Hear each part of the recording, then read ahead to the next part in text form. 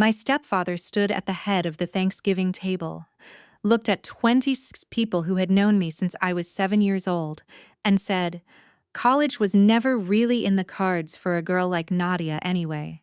Some people are built for different things." 26 people heard that. My aunt held her fork midair and did not put it down or speak. My half-brother Tyler laughed once, softly. The way you laugh at something that was meant to be funny but landed wrong. "My name's is Nadia Okafor. I am 29 years old. This is the story of how my stepfather redirected my late father's education trust. $94. Zerozen set aside specifically for my university enrollment. Into a private account he used to fund my half-brother Tyler's first 2 years at Vanderbilt University. And how, by the morning after that Thanksgiving dinner, I was already gone, and the trust documents were already in the hands of someone who knew exactly what to do with them. I want you to know the ending before I tell you the beginning. Because the beginning is difficult, and it helps to know that it ends with me standing. We lived in Decatur, Georgia, in a house my mother, Vivienne, bought with the life insurance settlement after my biological father, Bernard Okafor, died of a cardiac event in 2009. I was 14. The house is a 4-bedroom colonial on Sycamore Drive, with a magnolia tree in the front yard that blooms every April and drops its petals across the driveway in a way that looks intentional, like something that knows it is being watched. My mother remarried 3 years later. His name is Gerald Marsh. He came with a son, Tyler, who was then 11, and a confidence about domestic spaces that I found immediately suspicious and could not at 14 have fully explained. My biological father had been a civil engineer, methodical. He kept a yellow legal pad on his desk at all times and wrote everything down. Before he died, he established a uniform transfers to Minors Act account in my name, funded with $94,000, designated for post-secondary education expenses. The account was registered with my mother as custodian Claudine until I turned 21. The paperwork was in a red accordion folder in the hall closet. I knew it was there. My father had showed it to me once, sitting on the edge of my bed, and said, "This is your door, Nadia. Nobody can close it." He smelled like bergamot and machine oil. I was 11 years old. By the time I was 17, Gerald Marsh had reorganized the hall closet. The red accordion folder was gone. Tyler's room had a new gaming setup, a guitar, and a trip to Costa Rica for spring break. My mother said we were being more careful with money. I said nothing. I was 17. I did not yet have the vocabulary for what I was watching happen. The first scene is the kitchen table, September of my junior year of high school. I brought home a letter from my school counselor. I had been identified for a pre-college enrichment program at Georgia Tech. 6 Saturdays, no cost, designed for first-generation college students. I needed a parent signature. Gerald read the letter, set it face down on the table, and said, "Your grades aren't strong enough to be getting ahead of yourself, Nadia." My GPA at that moment was 3.7. He did not sign the letter. I went to my room, found the counselor's email address, and had her contact my mother directly. My mother signed it 3 days later without mentioning Gerald. I attended all 6 Saturdays. The second scene is the dining room, spring of my senior year. I had been accepted to the University of Georgia with a partial merit scholarship. I brought the acceptance letter to dinner. Gerald looked at it for approximately 4 seconds and said, "You know room and board alone is going to be a stretch for us, right?" I said I understood there was a trust account set aside for my education. He said, "That money has been moved around for various family expenses. Your mother will explain it." My mother did not look up from her plate. I counted the seconds of silence. I got to 9 before I excused myself. The third scene is the upstairs hallway, August, the week before Tyler left for Vanderbilt. I was carrying a laundry basket. Tyler was standing in his doorway with a Vanderbilt orientation folder in his hand. He said, not unkindly, "You could take classes at the community college, you know. Lots of people do." He was 17. He did not know what had been spent, I believe that. But the hallway smelled like the new cologne, Gerald had bought him for the trip, and I stood there for a moment, holding my laundry basket, and understood, with complete clarity, that something had been taken from me and repurposed for this specific moment in this specific hallway. The fourth scene was Thanksgiving. Gerald's line, 26 people, my aunt's fork suspended in the air. Tyler's single soft laugh, my mother looking at the centerpiece, a ceramic cornucopia she had owned since before Gerald, since before all of this, and saying nothing. That was the line. I did not respond at the table. I picked up my water glass, drank from it, and set it back down. I passed the sweet potato casserole to my left. I finished my meal. I helped clear the dishes. I hugged my grandmother goodnight at 8:45. I went upstairs to the room that had been mine since I was 14. I sat on the edge of my bed. The room was quiet. The magnolia tree outside my window had lost its leaves for winter, and the branches made a grid against the streetlight. I looked at that grid for a long time. I was not going to cry. Not here. I was not going to argue. Not tonight. What I was going to do was leave. Not impulsively, carefully.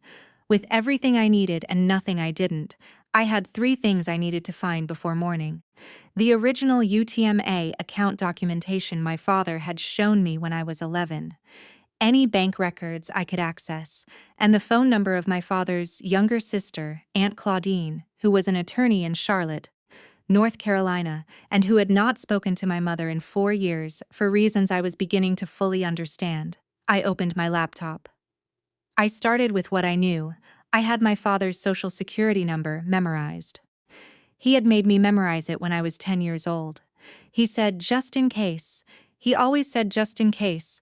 I found Aunt Claudine's number in an old email. It was 11:43 at night. I called her anyway. She answered on the first ring.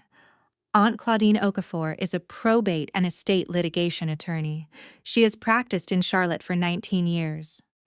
When I told her what Gerald had said at dinner, and what he had said about the trust being moved for family expenses, she was quiet for approximately 8 seconds. Then she said, "Nadia, do not touch anything in that house.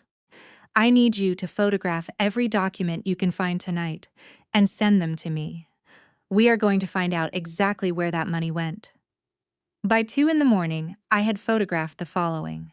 A 2013 bank statement I found in a filing cabinet in the home office showing a transfer of $47,000 out of an account bearing my name and my father's social security number. A 2015 statement showing a second transfer of $31. Zero. A 2016 transfer of $16,000. Total removed. $94,000.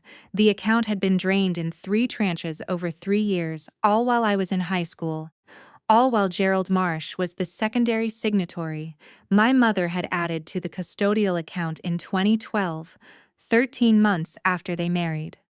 The destination account on the 2013 transfer was a joint account in the names of Gerald R. Marsh and Vivian Marsh. Hyde started at Vanderbilt in August. His first year tuition, room and board, $58,400. I sent every photograph to Aunt Claudine at 2:17 in the morning at 6:00 a.m. I put my 2 bags in the car my father had left me money to buy, and I drove to Charlotte. Aunt Claudine filed a civil complaint in DeKalb County Superior Court on January 9th, 4 days after I arrived in Charlotte. The complaint named Gerald R. Marsh and Vivian Marsh as defendants and alleged breach of fiduciary duty, misappropriation of custodial funds, and unjust enrichment in the amount of $94,000 plus interest accrued from the date of first transfer. The filing was a matter of public record. My mother called me on January 11th. She said, "Nadia, I think we need to talk about this as a family." I said, "My attorney is handling communication at this point." She said, "Your attorney is Bernard's sister, and she has always had an agenda." I said, "Yes, ma'am," and ended the call. The case did not go to trial. On March 3rd, during a mandatory mediation session at a conference room in a building on Peachtree Street in Atlanta, Gerald Marsh's personal attorney presented a settlement offer. Gerald and Vivian would pay $94. Zizon in full restitution plus $11,340 in accrued interest, for a total of $105,340 within 60 days. Aunt Claudine looked at me across the table. I nodded once. Gerald signed the agreement at 2:44 in the afternoon. His hand was steady, but his face had gone a specific shade of gray I will not forget. He did not look at me once during the signing. My mother looked at me once, just before she signed, and her expression was not anger. It was something closer to recognition, which was worse. I said nothing in that room. I had said everything I needed to say in January in a courthouse filing, in black ink on white paper, with my father's social security number and my birth certificate attached as exhibits. Gerald Marsh resigned from his position as a middle school assistant principal in Decatur in June, 7 weeks after the settlement check cleared. I do not know if the resignation was connected to the civil case. I have not inquired. Tyler found out the full story from a cousin. He called me in April. He said he had not known where his tuition money came from, and I believe him. He was 11 years old when the first transfer happened. He cried on the phone. I told him the truth. My anger was never for him. He has since transferred to Georgia State and is managing his own financial aid. We text occasionally. It is careful and it is honest, and it is the best either of us can do right now. My mother sent a card in July. It was a generic sympathy card, the kind with a dove on the front, and inside she had written, "I hope you can find peace with all of this." There was no apology in the card. There was no acknowledgement of what had been taken, or who had taken it, or who had looked at the filing cabinet and added Gerald's name to an account that belonged to her dead first husband's daughter. The card smelled like her perfume. I put it in a drawer and closed it.